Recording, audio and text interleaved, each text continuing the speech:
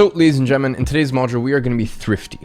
We're going to be resourceful because I am going to show you how to get, actually, I don't know why I'm saying excuse my French, considering how things have been like with the rest of the program when it comes to swearing. But long story short, you're about to get a fuck ton of leads. Whether you work with local businesses or whether you work with e-commerce, info product businesses, I'm going to show you how to gather these leads for free. Now, bear in mind, these same things that you're doing right here, and we're going to get onto that in just a second in terms of paid strategies, this is what a VA can then go ahead and replicate, right? So you can go ahead and outsource it and you can duplicate yourself in that sense. So just bear that in mind. But the actual way that we extract leads as well as qualify them, this is all free. So with no further ado, let's get straight into today's module.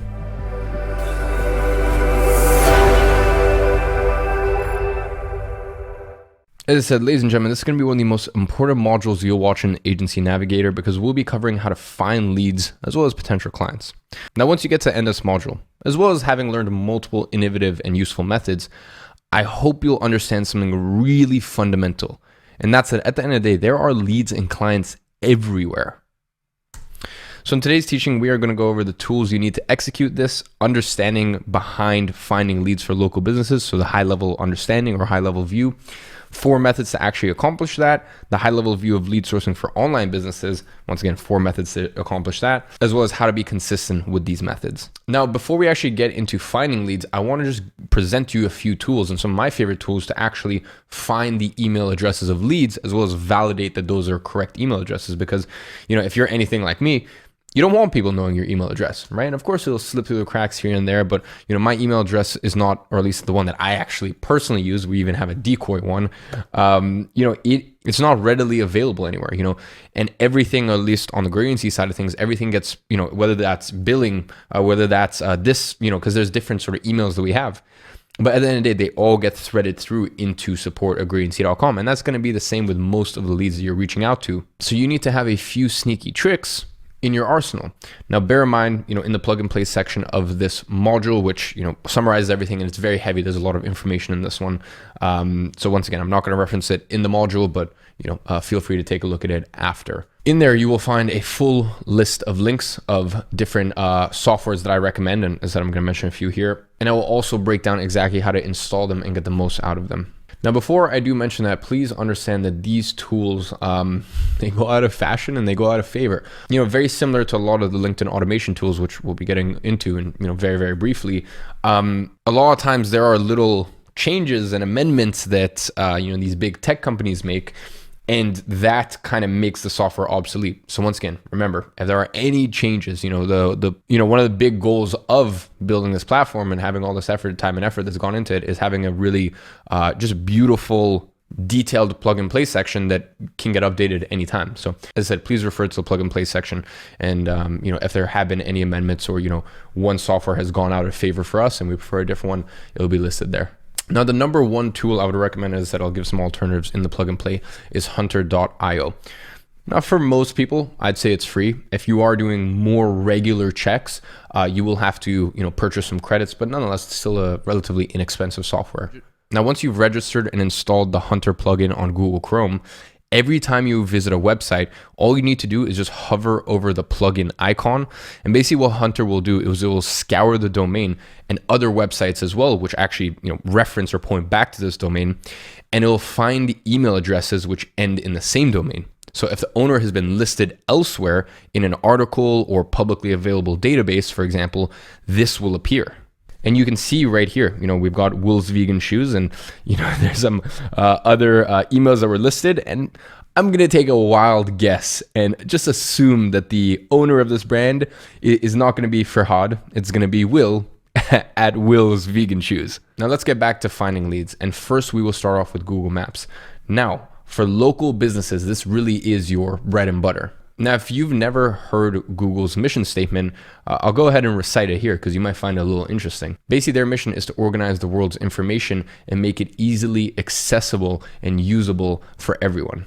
And we see this in broad variety from Google, all the way from, Google Maps to digitizing every single book that's been written. But in a slightly more mundane application, what Google does is it keeps a directory of every single local business in your area. Now, of course, most businesses will actually opt in to be listed on Google, but they themselves proactively will go out and use different sources and figure out exactly what is where, what shops are where, what restaurants, establishments, etc., etc.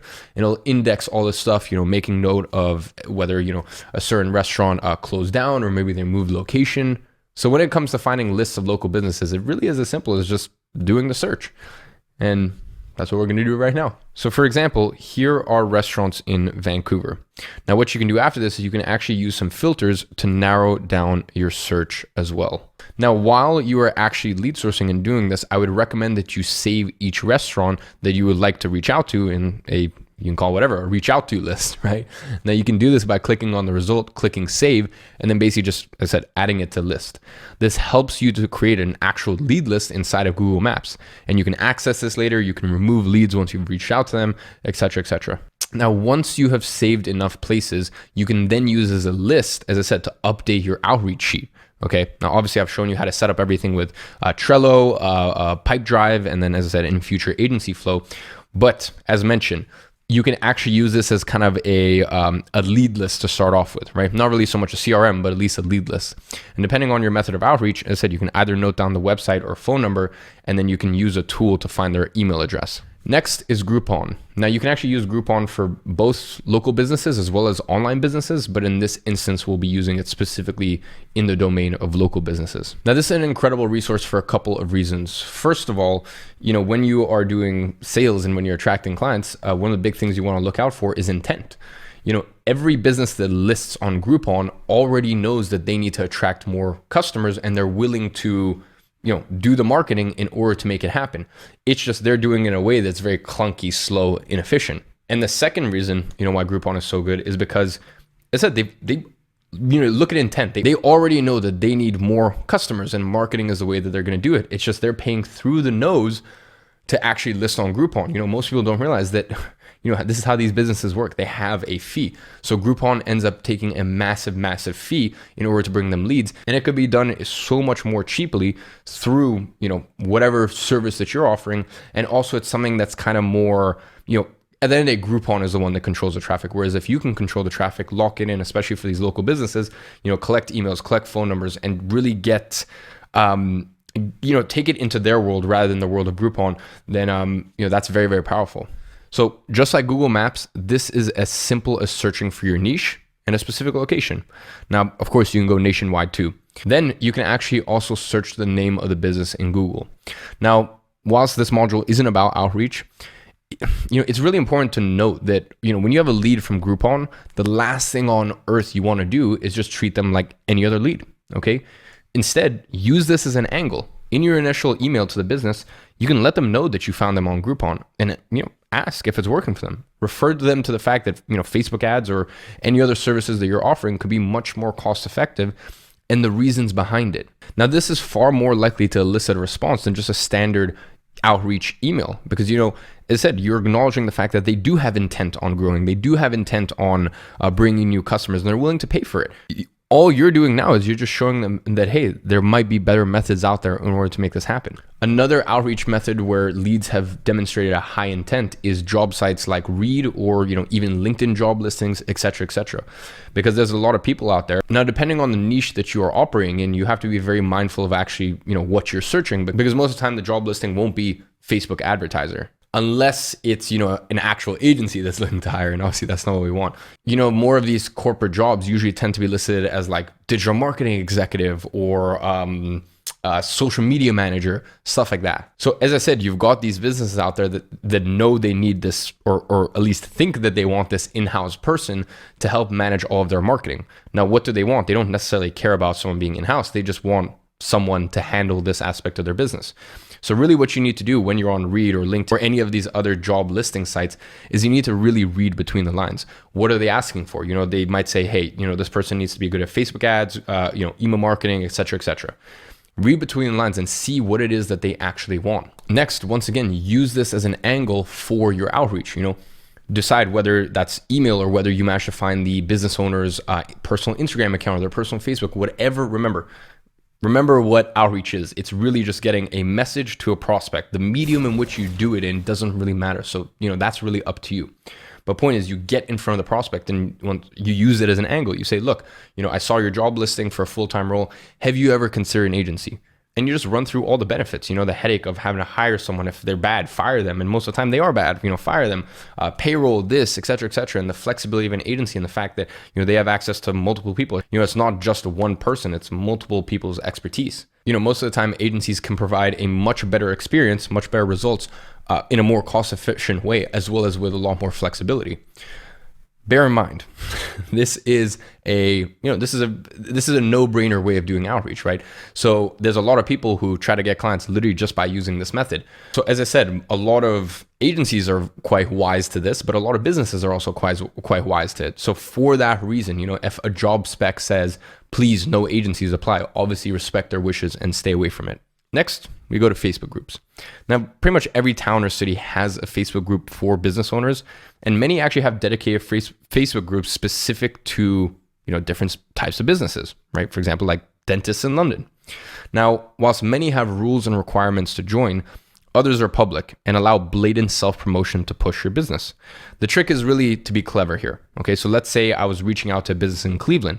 There's a number of methods I could use to find potential clients here. The first is to canvas the group for people who are already posting about their business. Okay, so click on their personal profile and add them as a friend. Send them a message and ask them about their business. How long they've been running it for, and really just offer some free value.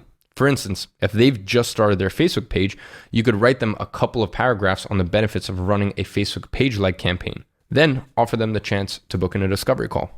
Now, another method is to actually give a free offer in one of these groups. And, I'm not talking about a free trial here, but I'm talking about basically, what we discussed in that angle aspect of phase 4, which is like, hey, do you have an angle that you can take them to? Whether that's a free ad audit, whether that's a 3 pieces of copy written for you on the house, like whatever it is, whatever sort of angle you can offer, you can actually go ahead and offer this in these groups. But once again, just have a still keep a pulse and just try to be sensitive to the dynamics of the group, and not to blatantly self-promote unless that actually is the dynamics of the group. Now, as I said, go to the group and just kind of kiss the proverbial ring, let the group know that you're super appreciative, super grateful, and for that reason, you whipped up this free report.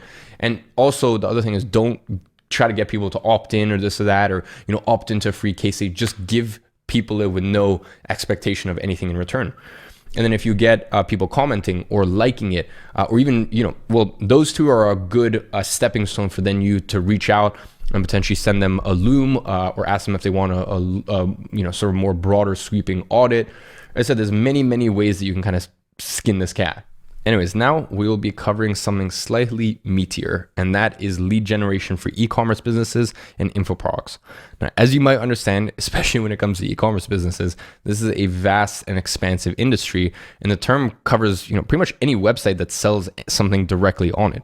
So unlike for local businesses where you can search for, let's say, pest control in Florida, you have to know exactly what you're searching for and where to find it.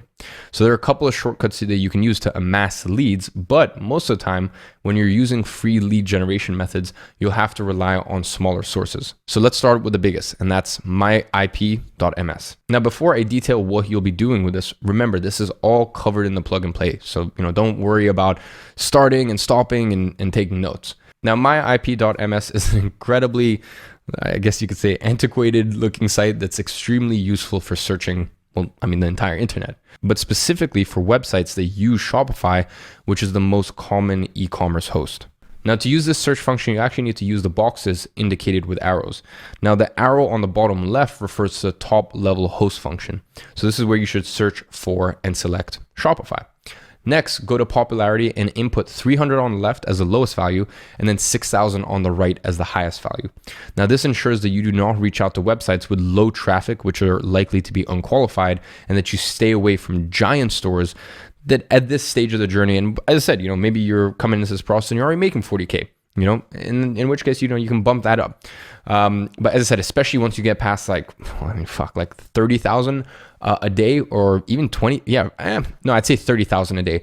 That's really where you're starting to get into the massive businesses where it's like, it makes sense. Even as an agency owner, I would tell them, look, it makes sense for you to have it in-house at this stage. Now, note that this last one shouldn't be followed strictly, as I said, but it's a pretty handy rule of thumb. As always, there will be outliers, so fiddle with these parameters until you find the client that's right for you. Next, using the top arrow, type in a search term that is most applicable to your niche. In this example, I've used watches, and let's take a look at the results. Now, using my own parameters, I have found a list of 27 watch dealers. Now, although myip.ms doesn't provide you with any information like emails or phone numbers, it does allow you to export a list of websites for you to populate yourself later with information, or as I said, even get a VA to do that. Now, it is time to get a little bit more creative. And this is actually where we're gonna lean on large databases out there like Amazon or larger department stores. Now, putting Amazon to the side for 1 second, for example, in the UK, I would look at things like John Lewis or Selfridges. Now, these department stores stock thousands of brands in so many different verticals. And a lot of these brands, while they may be doing well, wholesale, their e-commerce sucks. And by the way, speak to any physical product business owner. Most of them want to have their own brand. They want to go online, and they want to not rely on these massive department stores for their business. So let me actually give you a little illustration of that. So I actually went ahead on the John Lewis website in the UK and refined my search by moisturizers. Next, I went to most recently added and started looking. Now, the very first brand that came up, Egyptian Magician, I love that name, by the way, is a perfect example of this, right? Because I looked into them, and they're an established brand, loyal following. In fact, they were even featured in Vanity Fair and Harper's Bazaar and a few other ones that I spotted. They have a decent presence in retail stores, but they don't run their own Facebook or Google ads. Now, Amazon is an extension of this. There is one little caveat though. The thing is with, Selfridges, John Lewis, Harrods, like some of these department stores, Harvey Nichols, whatever it may be, they have entire buying teams, right? So they kind of pre-vet and pre-qualify these businesses that, they're large enough, that the products are good enough. They're not just, just some random person, right? And they're not just like some 21-year-old who just started their, fulfillment by Amazon, their FBA business, and just, bought a bunch of shitty sock from China.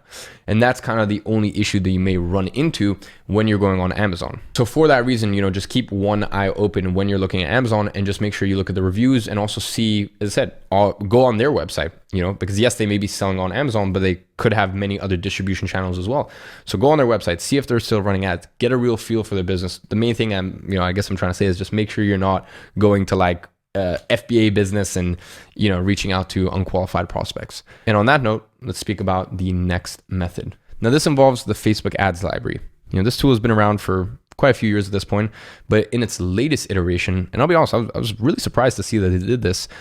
It actually allows people not to just search for specific brands that are running ads, but also general keywords. So now you can search by country as well as your niche keyword. For example, let's say skincare, and let's see what happens. Now, as I said, this might seem counterintuitive to look for clients who are already running ads, but your job is to search through these adverts for clients whose ads probably aren't converting well. Now, they've already shown intent to run Facebook ads, right? As I said, like one big thing that you're looking for is intent. Like, are they open, and do they know they need more customers? Do they know that Facebook works? And just because that's the case and they're already doing it doesn't mean that they're doing it well. Right? As I said, they know they probably can work and they're familiar with the concept. It just may not be working for them. And, actually, I will say, people don't realize that most brands out there don't even run profitable ads. And, I think a lot of people in the gray agency community are shocked when you see the results that other agencies are getting for some of the brands that, you poach or you end up signing. So, as I said, they may be running ads, but that doesn't mean it's working for them. Okay, so think of it kind of like car dealerships. They always pool in the same location, because if someone comes away disappointed from one test drive, they go look at another model. So let me really just reiterate that. Just because they're running ads doesn't mean that they're happy, or maybe even the ads are okay, but the workflow with their existing agency, they hate working with their existing agency, right? Because they're clunky and communication bad, and a myriad of different reasons. So as I said, this is just this beautiful directory that we have access to. Now, when you look through these adverts, I want you to look for 4 things. First things first is bad creatives. Now, this includes any brand that relies on pack shots or anything that's heavily graphic designed. Next is bad copy. If it's short form or witty, most of the time it's not converting well. Next is lack of variation. If the brand is only running one advert, that means they're not testing or running any variables or multiple ad sets. And last is if the brand has boosted an Instagram post instead of running an advert. I mean, that's a really big sign, because that just means that they're still in the kiddie pool. Now, once you find a brand like this, hover over the page and check how many likes it has. If it has less than 5,000 likes, in general, I recommend you just steer clear, because as I said, at that point, they're probably not well established enough, or they probably don't have the budget for it. But if they do, start researching the lead and use this as an angle for approaching them. The next method is to leverage Instagram's algorithm, because the reason Instagram is where it is today is because it looks at content that you consume, and then it tries to tailor more content like that. Now we can actually use that in our favor, and I'll show you how in just a second. The first step is to find your archetypal client. And that doesn't necessarily mean your dream client. So for example, if you're looking at working with perfume companies, don't follow Chanel. Go for an account with a reasonable following, anywhere from 20,000 all the way up to, let's say, 2, 3, maybe even 400,000. Now, if you're already following them, unfollow and then click follow. Next, Instagram will suggest other accounts for you to follow. So click on see all and you'll be taken to step 3, which is a list of leads who are similar to the one you selected in the first place. That archetypal client, kind of that nucleus that you work from. So ladies and gentlemen, that was Instagram. The next method we're going to be looking at is Kickstarter, because Kickstarter has a lot of either emerging or fully funded businesses that now, as I said, have a budget for this stuff and can actually then go look to market. So for example, if you use their search function and tailor it to your niche requirements, but also include the percentage as raised over 100%, you'll be given a list of fully funded projects which needs marketing and have a loyal following. This basically means that, hey, they've put out a campaign, they've been successful, and now they actually need to deliver on these products, as well as, now they've actually got some good backing and finances behind them. So when you toggle by percentage raised to over 100%, in the wearable category, the first product you're suggested is the Ergo Posture Pro. And guess what? They're not running Facebook ads. They don't even have a Facebook pixel installed. But what they do have is a clear proof of concept and 410 people who have backed the project.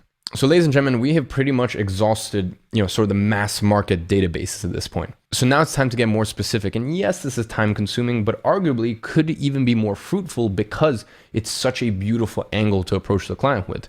And what we're doing right here is we're looking for, magazines, editorials that compile lists of top 10 this, top 10, vegan fashion brands, top 10 perfume, top 10 up and coming perfume brands, top 10 candle brand, sort of stuff like that. And they're doing this stuff all the time. And we're actually going to go ahead and we're going to look for that. And that's going to be a way to not only lead source, but a beautiful angle to approach the client with. So I actually went ahead and searched on Google for the best ethical brands in 2020. And there were hundreds of results. And I clicked on this one particular. Articles like this are great because they cover emerging brands rather than established ones that you'd be unlikely to sign. Now, once you find leads like this, remember to reference this article when you actually reach out to them. Now, as I said at the beginning of the module, there are, I'm giving you numerous specific examples here, but the one big takeaway is there's just a abundance of leads. There's leads everywhere. In most cases, there's more leads than you know what to do with, right? As I said, it's just about presenting the message to the prospect at the right time, right? And the last thing, and there's an incredible book, I'll get Tristan to pop it up here. I always say radical, but it's fanatical prospecting, Jeb something, as Tristan will pop the cover up on screen. Read that book. I strongly recommend it because, with that in mind, you're going to look at every single business owner as a lead. And even to this day, because we have such a specific client that we work with, I still look at every person as a lead because I know that I could refer them to someone in my network, an agency in my network, and get a kickback, from that agency. I know that, hey, maybe they may not be a lead, but, most of the time business owners know other business owners, and if I get them on my good side, then, they'll go ahead and refer me business. And especially 5 years into the journey as I'm in, we actually get a lot of referrals, like a lot. And so much so that it's one of those things where I know a lot of other agency owners out there would just kind of be like, okay, my business can survive off this. So long story short, when you implement all these specific tactics, but then you also have the mentality of whoever you meet is a potential lead, then really that's when you have so much abundance. So ladies and gentlemen, the action step for today is if you are going to offer services to local businesses, I want you to just go ahead, and by the way, you don't need to take action on it. I just want you to get in the habit of it. I want you to go ahead and find a lead using Groupon. Now, if you're working with e-commerce business owners, I want you to go out right now and find a lead on myip.ms. Just click around, get to know these platforms. So ladies and gentlemen, that is the module on being very, very resourceful when it comes to lead sourcing and doing it in a I was gonna say cost effective, but in a free way, right? In the next module, I'll show you guys how to put a little bit of spend behind it and when it's actually worth it for you. So on that note, I hope you guys enjoyed. Catch you in the next one.